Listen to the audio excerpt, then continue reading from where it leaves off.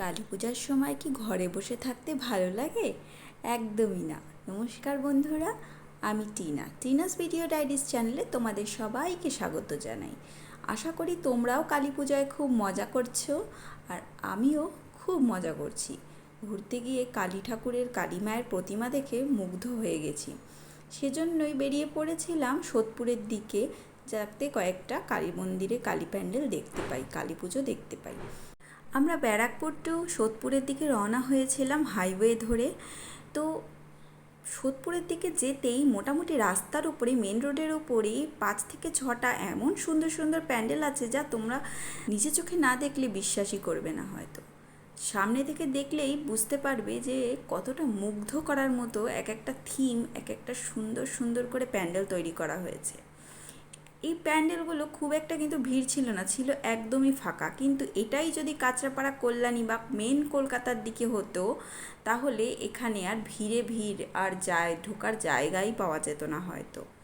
কিন্তু প্রতিমাগুলোই, প্রত্যেকটি প্রতিমা এত সুন্দর হয়ে লাগছিল, আমার তো খুব ভালো লাগছিল গিয়ে। তো বন্ধুরা, তোমরাও যদি যেতে চাও, দেখতেই পাচ্ছ রাস্তার দুপাশে দুটো বড় বড় প্যান্ডেল, দেখতে অস্বাভাবিক সুন্দর। আর এই প্যান্ডেলটি তৈরি করা হয়েছে পুরো একদম অ্যালুমিনিয়াম দিয়ে। তো প্রতিটি জায়গায়, এই পুরো প্যান্ডেলটা ঘিরেই অ্যালুমিনিয়াম দিয়ে ডিজাইন করা হয়েছে। দেখতে খুবই ভালো লাগছিল। আর আমার মেয়ে তো ওখানে গিয়ে খুব আনন্দ করছিল। আর কালী প্রতিমাগুলো প্রত্যেকটা থিম কৃষ্ণ কালী ঠাকুরের থিম দিয়ে তৈরি করা হয়েছিল। তো দেখে আমার খুবই ভালো লাগলো, কারণ এই ধরনের কালী প্রতিমা আমি আগে মনে হয় না দেখেছি। তো এইখানেই কয়েকটা আমি ফটো শেয়ার করছি, যেগুলো আমি নিজের হাতে তোলা। সবকটা প্যান্ডেলের ভিডিও আমি ক্রিয়েট করে উঠতে পারিনি, কিন্তু যেটুকু তোমাদের সামনে সম্ভব হয়েছে আমি তুলে ধরেছি।